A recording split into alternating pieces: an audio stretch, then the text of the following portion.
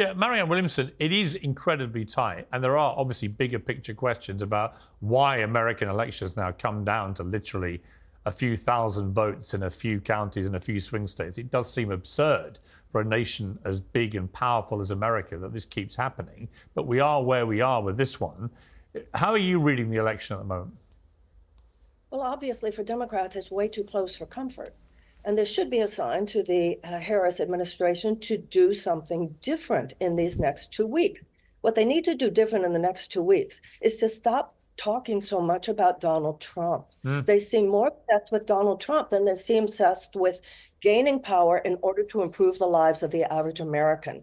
They need to be talking to the average American, not about Donald Trump. People know who he is. They have their opinions about who he is. And many people who know who he is are going to vote for him anyway because they feel that that's how their lives will be improved.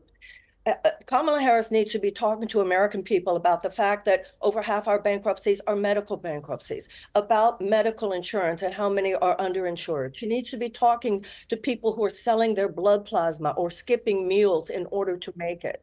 She needs to be talking to people about the fact that they can't live on just one job, the things that she's going to do to make things better, talking to them about their lives and talking less about Donald Trump. That's why he's eating her alive in certain ways, and they have got to make a fundamental change over the next 2 weeks if they want to win. Kamala Harris is at the vice president's residence and she's making another address about Donald Trump, and she's invoking the whole Hitler narrative because of what General Kelly said about Trump being fascist and him talking about Hitler's generals being loyal and so on. And I think it's such a ridiculous act of self-harm to constantly compare, well, A, to constantly talk only about your opponent, as you say, but also to keep comparing him to the most genocidal monster that the modern world has ever seen. Because even if you hate Trump with a passion, he's not Adolf Hitler. So most people in the middle who are not tribally attached to one side of the go, well, he's not Hitler and they're not the Nazis. So if you're going to call him this all the time, it puts me off.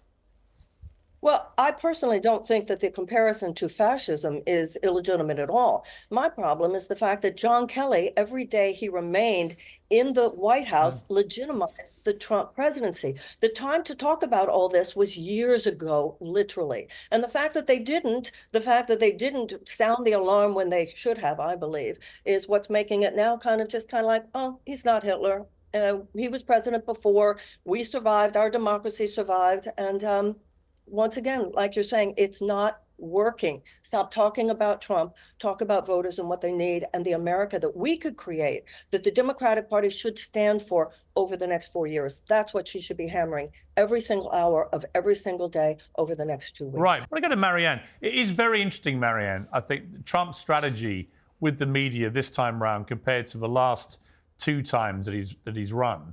Very different, much younger, many more of these podcasts. I think it's really effective. And it may not be obvious to people, particularly if they're just lassoed to mainstream media. But as someone whose own sons in their 20s consume a lot of this stuff, this is a big deal. You know, when Trump does things like Joe Rogan, it's going to be massive and potentially a big vote winner for him. Absolutely. He's going after his base.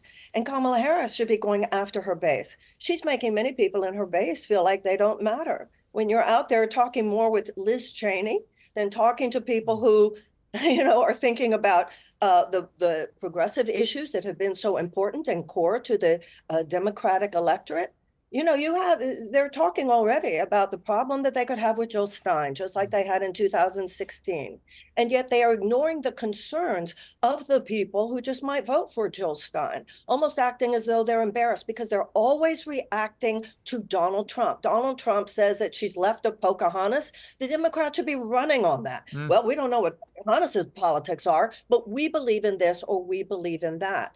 There are too many people now, even what they're talking about with their Black agenda, their Latina agenda, it comes across patronizing. It comes across almost condescending. Why aren't they talking about criminal justice? Why aren't they talking about mass incarceration, the numbers of Black men and Latino men who are filling up America's jails?